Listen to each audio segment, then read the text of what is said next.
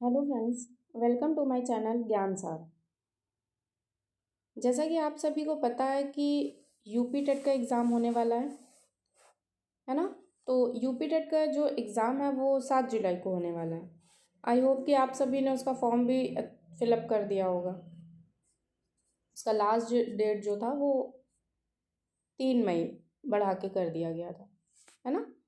तो UP TET की तैयारी में जो सीडीपी का पार्ट है उसके हम लोग आज से कुछ इम्पोर्टेंट प्रश्नों को सॉल्व करेंगे। तो आज का वीडियो जो है वो बाल विकास एवं शिक्षण शास्त्र से रहेगा, जिसमें 15 जो इम्पोर्टेंट क्वेश्चन है वो बार बार रिपीटिशन होता रहता है इन क्वेश्चन का, है ना। तो ये जो प्रीवियस ईयर में पूछे जाने वाले क्वेश्चन है हम लोग उन्हीं को धीरे धीरे कवर करेंगे। तो आज की वीडियो शुरू करते हैं। क्वेश्चन नंबर 1, विकास यानी डेवलपमेंट का सही अर्थ क्या है। ऑप्शन है केवल शारीरिक वृद्धि, केवल मानसिक वृद्धि, समग्र परिवर्तन, केवल सामाजिक परिवर्तन। तो विकास का यानी कि डेवलपमेंट का जो सही अर्थ होगा वो क्या हो जाएगा, वो होगा आपका समग्र परिवर्तन। ठीक है, तो इसका ऑप्शन नंबर आपका सी करेक्ट हो जाता है। क्वेश्चन नंबर 2 है, सीखने का सबसे महत्वपूर्ण कारक क्या है।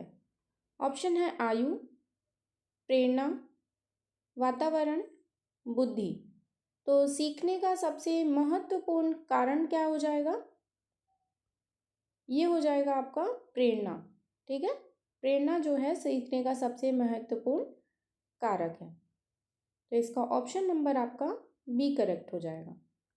नेक्स्ट क्वेश्चन नंबर 3, निकट विकास का क्षेत्र ZPD यानी कि जोन ऑफ प्रॉक्सिमल डेवलपमेंट किसने दिया।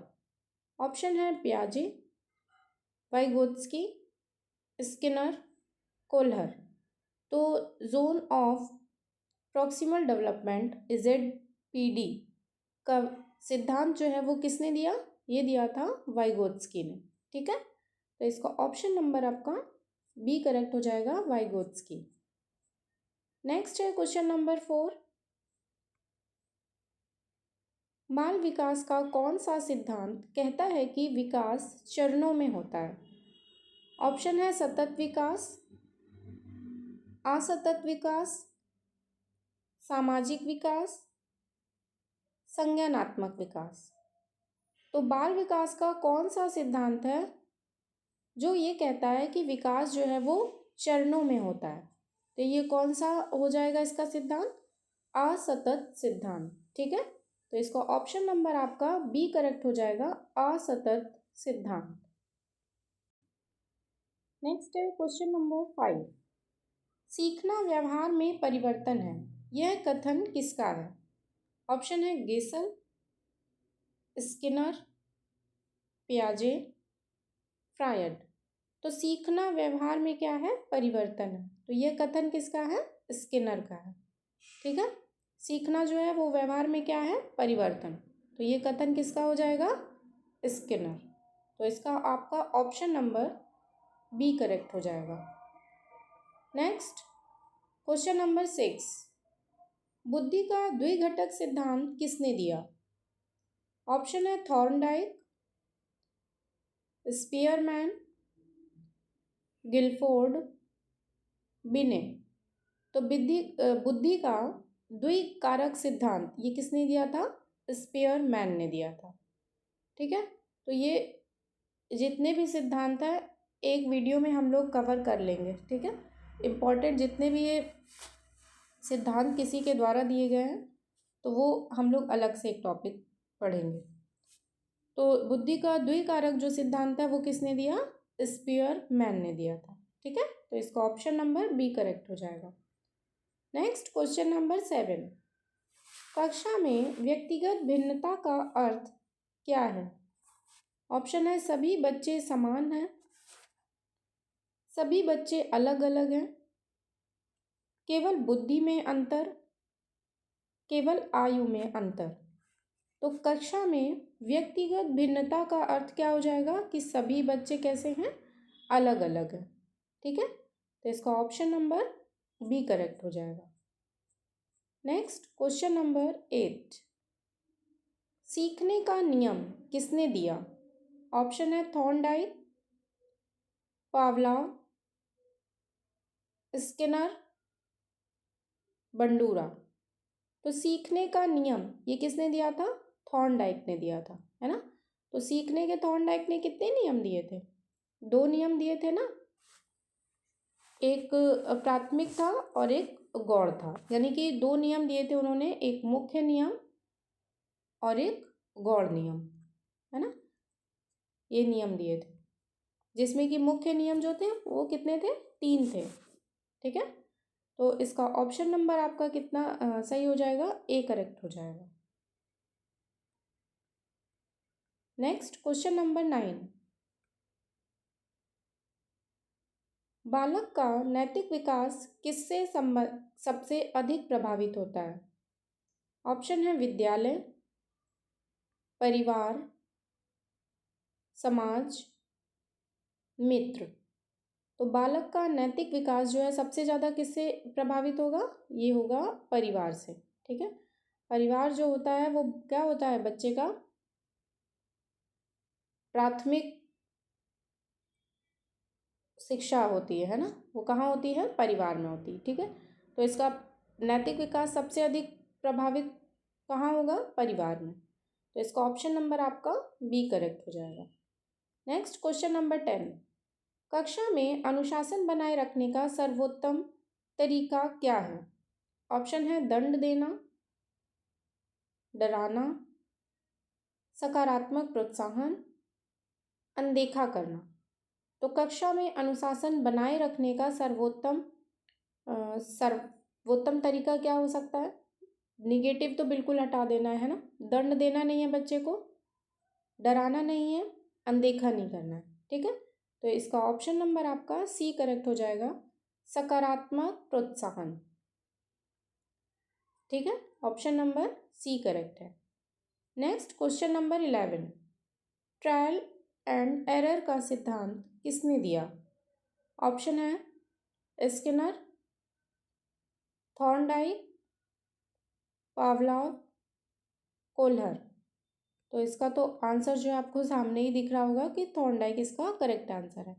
ट्रायल एंड एरर का सिद्धांत ये कभी कभी लिख के आता है प्रयास एवं त्रुटि का सिद्धांत। ठीक है, ट्रायल एंड एरर मेथड, प्रयास एवं त्रुटि का सिद्धांत। ठीक है, कभी कभी ये भी लिख के आएगा, तो आपको ध्यान रखना है कि ये ट्रायल एंड एरर मेथड की बात हो रही है। तो ये किसने दिया? थॉर्नडाइक ने। तो इसका ऑप्शन नंबर आपका बी करेक्ट हो जाएगा। नेक्स्ट क्वेश्चन नंबर 12, अनुकरण द्वारा सीखना किससे संबंधित है? ऑप्शन है पियाजे, बंडूरा, फ्रायड, स्किनर। तो अनुकरण द्वारा सीखना ये किससे संबंधित है? बंडूरा से संबंधित है। ठीक है, तो इसका ऑप्शन नंबर आपका बी करेक्ट हो जाएगा, बंडूरा।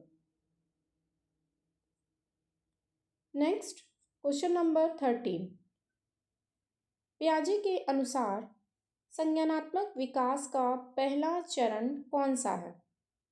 ऑप्शन है पूर्व संक्रियात्मक, ठोस संक्रियात्मक, संवेदी गति, औपचारिक संक्रियात्मक। तो जैसा कि आप सभी ने पढ़ा होगा, जानते भी होंगे कि जो पियाजे ने संज्ञानात्मक विकास के कितने चरण दिए हैं? 4 चरण दिए, है ना। तो वो 4 चरण कौन कौन से हैं? एक तो संवेदी गामक है, फिर पूर्व संक्रियात्मक, ठोस संक्रियात्मक और औपचारिक। तो जो सबसे पहला चरण है वो कौन सा है? संवेदी गामक, है ना। तो इसका ऑप्शन नंबर आपका सी करेक्ट हो जाएगा, संवेदी गामक। और इसकी एज क्या होती है? 0 से 2 ईयर। ठीक है, नेक्स्ट क्वेश्चन नंबर 14, सीखने में प्रबलन रेनफोर्समेंट का संबंध किससे है? ऑप्शन है पावलोव, स्किनर, कोल्हर, फ्रायड। तो सीखने का प्रबलन है ना, यानी रीइंफोर्समेंट का संबंध ये किससे है? स्किनर से है। किससे है ये? स्किनर से। तो प्रबलन सिद्धांत किसने दिया? ये भी स्किनर ने दिया। और हम लोग पहले भी पढ़ चुके हैं कि सीखने का द्विकारक सिद्धांत किसने दिया? वो भी स्किनर ने दिया था। ठीक है, तो ये आपको याद रखना है। तो इसका ऑप्शन नंबर आपका बी करेक्ट हो जाएगा। ऑप्शन नंबर बी करेक्ट हो जाएगा। ठीक है, नेक्स्ट क्वेश्चन नंबर 15। बालक के व्यक्तित्व विकास में सबसे महत्वपूर्ण भूमिका किसकी होती है? ऑप्शन है शिक्षक, मित्र, परिवार, समाज। तो बालक के व्यक्तित्व विकास में सबसे ज़्यादा महत्वपूर्ण भूमिका किसकी होगी? तो ये होती है परिवार की। ठीक है, तो इसका ऑप्शन नंबर आपका कौन सा करेक्ट हो जाएगा? सी करेक्ट हो जाएगा। तो ये थे इम्पॉर्टेंट 15 क्वेश्चन जो बार बार रिपीट होते हैं। और नेक्स्ट वीडियो में भी हम लोग जो इम्पॉर्टेंट क्वेश्चन जितने भी रहेंगे और धीरे धीरे करके हम लोग क्या करेंगे कि एक छोटे छोटे वीडियो में एक एक करके टॉपिक को भी कवर करेंगे, है ना। तो मिलते हैं नेक्स्ट वीडियो में। वीडियो पसंद आई हो तो प्लीज़ वीडियो को लाइक, चैनल को सब्सक्राइब ज़रूर करें। Thank you.